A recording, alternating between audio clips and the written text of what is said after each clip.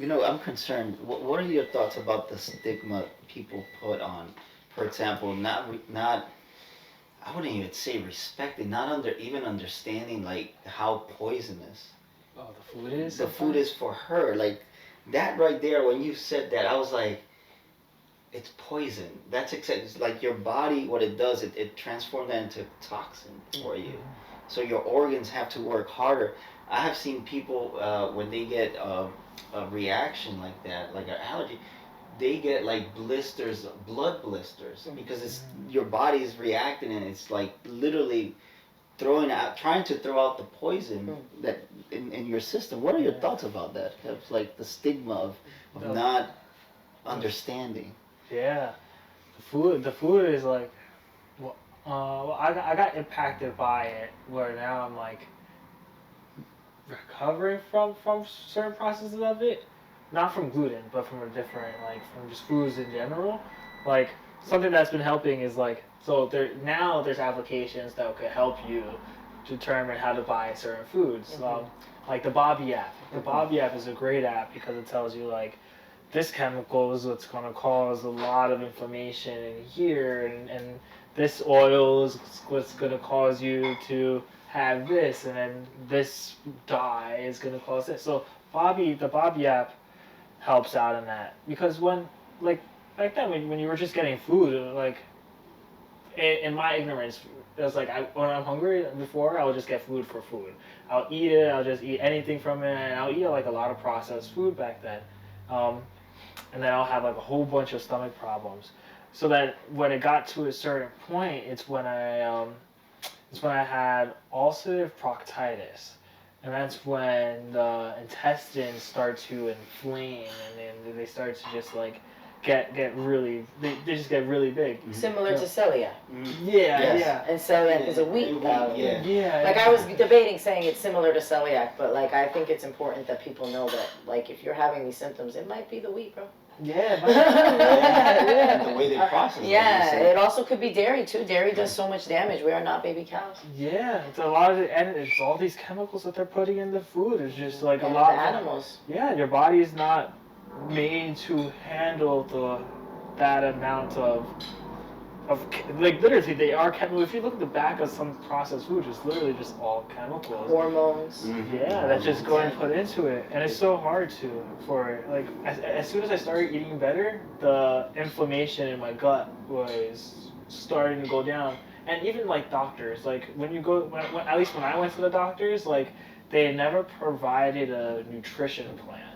Like they always provided like just take this pill or chemicals. Yeah, stick this thing up, and it's like whoa. Yeah, like, and that's a huge talking point for holistic doctors where they say we were not trained or taught to focus on nutrition or diet at all.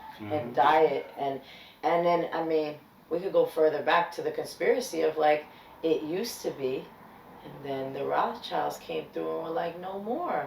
And why is that? Because they want a sick society, because a sick society is a paying society.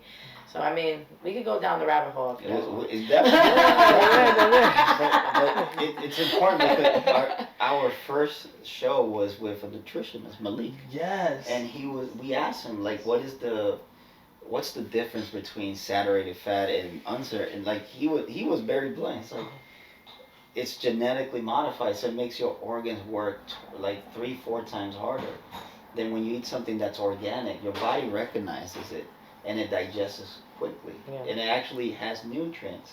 So I will look when Malik is back. He's on deployment in Iraq, and he's a fellow veteran like me.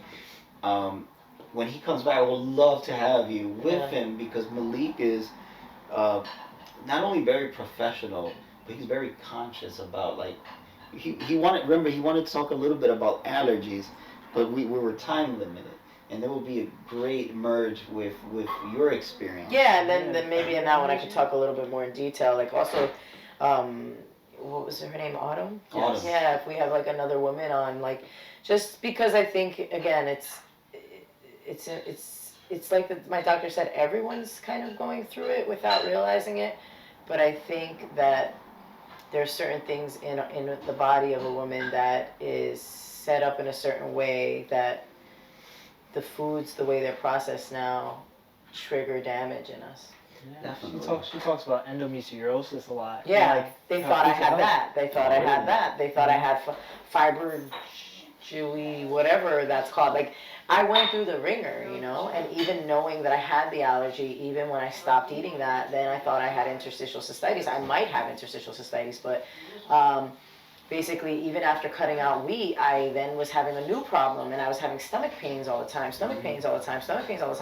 and the doctor was like, okay, you're gonna go, since you don't have a UTI or yeast and you just have this pain, we're gonna send you to do a test to see if you have interstitial cystitis. They're gonna blow up your bladder like a balloon and check for cracks.